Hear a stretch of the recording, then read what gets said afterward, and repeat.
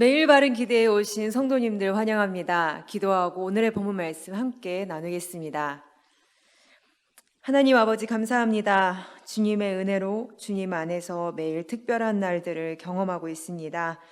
남들이 알지 못하는 것을 알게 하시고 남들이 느끼지 못하고 경험하지 못하는 삶을 살아가게 하신 주님, 주님의 말씀들을 통하여서 힘을 얻고 결단하여 주님께서 기뻐하시는 삶을 살아내게 하시기 위해 오늘도 이 매일 바른 기대 영상을 열게 하신 줄을 믿습니다.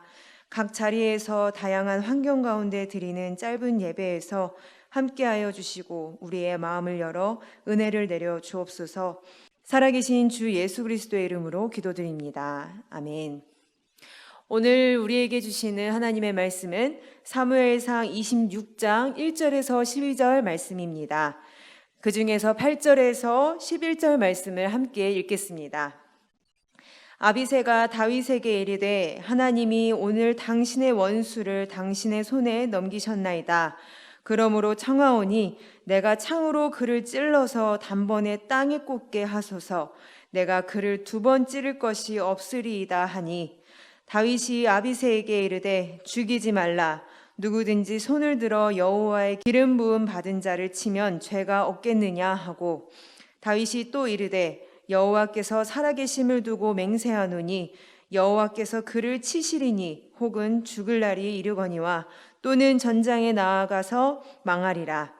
내가 손을 들어 여호와의 기름 부음 받은 자를 치는 것을 여호와께서 금하시나니 너는 그의 머리 곁에 있는 창과 물병만 가지고 가자 하고. 아비새의 비장한 말로 본문은 시작하고 있습니다. 내 눈앞에 있는 자를 창으로 힘껏 꿰뚫어 땅에 꽂게 해달라고 다윗에게 허락을 구하고 있습니다. 이 잔인한 상황을 당당하게 구할 수 있는 것은 그 대상이 바로 사울이기 때문입니다. 사울은 더합니다. 본문 2절의 말씀을 보면 사울이 일어나 십광야에서 다윗을 찾으려고 이스라엘에서 택한 사람 3,000명과 함께 십광야로 내려가서 10사람에게 다윗의 숨어있는 곳을 고발을 받고 다윗 하나를 죽이기 위하여서 무려 3,000명의 군대를 몰고 오고 있습니다. 다윗을 잡아 죽이겠다는 그의 집요함은 참으로 대단합니다. 그런데 기억하십니까? 이전에도 비슷한 상황이 있었습니다. 사무엘상 24장의 말씀인데요. 이때도 3,000명의 군대를 몰고 다윗을 찾으러 오다가 오히려 다윗에게 죽임을 받을 수 있는 상황을 마주했었습니다.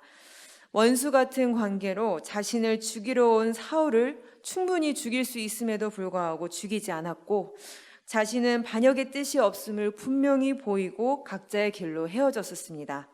그때 사울은 자기의 목숨을 살려준 다윗에게 분명히 이렇게 고백했습니다. 사무엘상 24장 18절 말씀입니다. 여호와께서 나를 내 손에 넘기셨으나 내가 나를 죽이지 아니하였도다. 20절 보라 나는 내가 반드시 왕이 될 것을 알고 이스라엘 나라가 내 손에 견고히 설 것을 아노니. 사울은 분명히 알고 있었습니다. 하나님께서 다윗과 함께 계시고 다윗을 통해 하나님께서 이 나라를 견고히 세우실 것이며 그 하나님은 자신을 다윗에게 넘겨주셨다는 것을, 이 모든 일들이 하나님의 뜻임을 알고 있었습니다. 회개하고 돌아선 줄 알았으나 본문 26장에서 원수 같은 행동을 다시 반복하고 있는 것입니다. 단순히 한 사람 다윗에 대한 것이 아니라 분명히 하나님에 대하여 대적하는 악의 존재인 것입니다. 26장 7절 말씀입니다. 다윗과 아비새가 밤에 그 백성에게 나아가 본즉 사울이 진영 가운데 누워 자고 창은 머리 곁 땅에 꽂혀 있고 아브넬과 백성들은 그를 둘러 누웠는지라. 이전에게 자신에게 했던 말을 잊고 똑같은 행동을 하고 있는 어리석은 자가 겁도 없이 다시 오니 참으로 괘씸했을 것입니다. 무고한 나를 계속해서 죽이려 한 이 원수가 내 눈앞에 무방비하게 자고 있으니 이때는 기회입니다. 그동안의 고생을 생각해보면 아비새가 제안한 것 같이 이는 그렇게 죽어도 할 말이 없습니다. 하나님께서도 이 악한 자를 처벌하는 것에 동의라도 하듯 다윗과 아비새가 3천 명의 진영을 뚫고 다윗 앞까지 올 수 있도록 그들을 잠재우셨습니다. 12절 말씀입니다. 이는 여호와께서 그들을 깊이 잠들게 하셨으므로 그들이 다 잠들어 있었기 때문이었더라. 모든 조건이 갖추어졌고 이제 다윗의 선택만이 남아 있습니다. 여러분이라면 어떤 선택을 하시겠습니까? 악은 분명히 심판되어야 하는 것이고 또한 하나님께서 기회를 주셨으니 사울이 마땅히 죽어야 하는 것이 맞지 않을까요? 다윗은 이러한 명령을 내립니다. 9절 말씀입니다.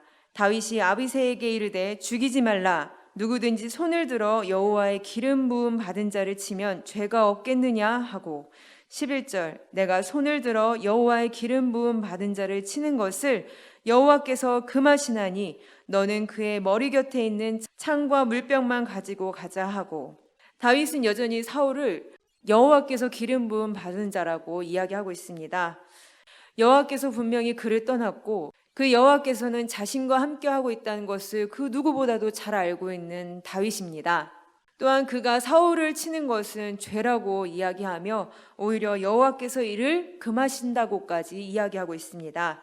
그는 이내 곁에 있는 창과 물병만 가지고 나왔습니다. 다윗은 절대 사울을 죽일 수 있는 능력이 없어서 또 하나님께서 이를 막으셨기 때문에 살려둔 것이 아니라는 메시지를 전하기 위한 것이죠. 물병을 가져옴으로 그의 생명이 다윗에게 있음을 또 그의 주 무기였던 창을 가져옴으로 그의 공격이 더 이상 다윗에게 통하지 않음을 선포하기 위함이었습니다. 단지 악에 대한 경고만 하고 있을 뿐입니다. 현실과 다른 것을 보고 말하는 다윗의 말과 행동을 우리는 어떻게 해석해야 될까요? 10절 말씀입니다. 다윗이 또 이르되 여호와께서 살아계심을 두고 맹세하노니 여호와께서 그를 치시리니 혹은 죽을 날이 이르거나 또는 전장에 나가서 망하리라. 다윗은 나발을 통해 분명히 경험했습니다. 사무엘상 25장의 이야기를 통해서 볼 수 있듯이 완고하고 행실이 악한 나발의 부당한 대우를 받고서는 그의 분을 참지 못하고 자신이 차고 있던 그 칼로 전쟁을 치르려 했습니다. 지혜로운 그의 여인 아비가일을 통해 평화롭게 이야기가 마무리되지만 열흘 후 나발이 죽었다는 소식을 듣게 됩니다. 그의 손을 대지 않고서도 하나님께서 악을 분명히 심판하실 것을 그는 경험하였고 이를 통해 자신이 당한 모욕을 확실히 갚아주셨음을 고백합니다.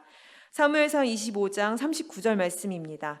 나발이 죽었다 함을 다윗이 듣고 이르되 나발에게 당한 나의 모욕을 갚아주사 종으로 악한 일을 하지 않게 하신 여호와를 찬송할지로다. 여호와께서 나발의 악행을 그의 머리에 돌리셨도다 하니라. 나발을 자신의 칼로 친 것이 악한 일이기 때문에 하나님께서 이를 막으셨다는 이야기입니다. 마찬가지로 본문에서 확실한 악인 사울을 죽이는 것은 정당해 보일지는 몰라도 이는 악한 일임을 다윗은 알고 이전 상황이 교훈이 되어서 스스로 하나님 앞에 범죄치 않으려는 결단을 한 것입니다. 즉 악에 대한 심판은 자신의 것이 아님을 다윗은 알았습니다. 하지만 하나님의 때가 있습니다. 나발의 경우 아무도 생각하지 못한 열흘 후 하나님께서 심판하셨으며 사울의 경우도 전장에서 망할 것이라는 다윗의 예언과 같이 이후에 실제로 일어나게 됐습니다. 지금 당장 펼쳐진 악을 심판할 수 있는 기회처럼 보이는 상황들, 다윗에게 허락되면 무엇인가요? 다윗 보고 그 안에서 직접 처리하여서 악을 범하라 이렇게 조장하는 것이기보다는 다윗에게 하나님께서 함께 하심을 곧 승리로 하나님께서 강하게 이끄실 것임을 알려주는 계기가 되는 것입니다. 하나님께서는 결코 악을 조장하시는 분이 아니십니다. 다윗이 계속해서 사울을 여호와께서 기름 부은 자라고 주장했던 것은 사울 그 인물보다는 그에게 기름 부은 일을 행하신 여호와를 믿고 그분의 행하실 계획과 그 일들을 믿는 것입니다. 이미 악인이 되어 곱비 풀린 망아지처럼 날뛰고 있지만 이마저도 아직까지 여호와께서 치시지 않고 두시는 이유는 이 사람을 통해 하실 일들, 바로 그분을 기대하는 것입니다. 자신의 생명보다는 하나님을 더욱 소중히 여기고 신뢰하는 굉장한 믿음의 마음인 것이죠. 만약 다윗이 오늘 본문에서 아비새의 말에 동조하여 사울을 죽였다면 다윗도 똑같은 인물이 되었을 것입니다. 이는 다윗에게만 국한된 내용이 아닙니다. 출애굽한 백성이 가나안 땅을 앞두고 모세에게 가르침을 받는 그 내용을 통해서도 알 수가 있고요. 이후 이 땅에 오신 예수 그리스도를 통해서도, 이후 사도를 통해 우리의 삶을 교훈할 때도 동일하게 강조해온 이야기입니다. 로마서 12장 17절에서 21절 말씀을 쉬운 성경 번역으로 읽어드리겠습니다. 아무에게도 악을 악으로 갚지 마십시오. 모든 사람이 보기에 선한 일을 하십시오. 여러분 쪽에서 할 수 있는 일이라면 모든 사람과 더불어 화평하게 지내십시오. 사랑하는 여러분, 여러분이 직접 원수를 갚지 말고 하나님의 진노에 맡기십시오. 성경에 이렇게 기록되어 있습니다. 주님께서 말씀하시기를 원수 갚는 것이 나에게 있으니 내가 갚을 것이라. 여러분은 이렇게 하십시오. 원수가 먹을 것이 없어 굶고 있으면 먹을 것을 주고 목말라 하면 마실 것을 주십시오. 그렇게 하는 것은 그의 머리 위에 숯불을 쌓는 것이기 때문입니다. 악에게 지지 말고 선으로 악을 이기십시오. 아멘. 나에게 악을 분명하게 반박할 수 있는 충분한 능력이 있습니다. 하지만 우리로 하여금 악에 대하여 보복함으로 또 다른 악에 빠질 수 있는 위험 가운데 우리를 보호하십니다. 수단이 어떠하든 우리 기준에서 선한 동기를 합리화하려는 선으로 가장한 악을 범하지 않도록 우리는 조심해야 합니다. 그런 우리에게 더 큰 능력과 더 큰 무기를 주셨으니 바로 그리스도 안에서의 사랑입니다. 사랑, 무조건적으로 받아주어야 하니 세상 연약해 보이기만 합니다. 왜 우리는 바보같이 이렇게 당하기만 해야 하는 걸까요? 억울하기만 합니다. 우리 눈을 좀 더 하늘을 향해 바라볼까요? 아니, 눈을 감고 나와 함께 하시는 그 하나님을 기억해 보시길 바라겠습니다. 하나님께서는 아십니다. 하나님께서는 우리가 당하는 그 부당한 대우를 세워가고 계십니다. 결국 우리의 아버지이신 하나님께서 가장 선한 길로 인도하실 것이며 우리를 통해 가장 아름다운 일을 만들어 가실 것입니다. 또한 악한 것들을 분명하게 심판하실 것입니다. 그런 우리 하나님만 바라보며 우리 함께 승리하길 바랍니다. 주어진 오늘 하루 가운데 악에게 지지 말고 선으로 악을 이기시는 더한 사랑의 교회 모든 성도님들 되시길 바라겠습니다. 기도하겠습니다. 하나님, 나의 아버지여, 어느 누구에게도 말하지 못하는 나의 괴로움을 주님께서는 알고 계신 줄 압니다. 그 누가 뭐라 하든지 주님 앞에서 당당할 수 있는 우리가 되게 하여 주옵시고 주님 안에서 구별되고 거룩함을 지키는 그 노력을 주님께서 기뻐하시며 그런 우리를 통하여 영광 받아주시길 바랍니다. 2020년 한 해 가운데 많은 것들을 느끼게 하신 주님, 올해의 반성과 깨달음과 이로 인한 계획들을 가지고 2021년을 더욱더 주님과 동행하며 아름답게 자라갈 수 있는 우리 되게 하여 주옵소서. 먼저는 오늘의 모든 시간들을 주님께 내어드립니다. 나를 인도하여 주옵소서. 살아계신 주 예수 그리스도의 이름으로 기도드립니다. 아멘.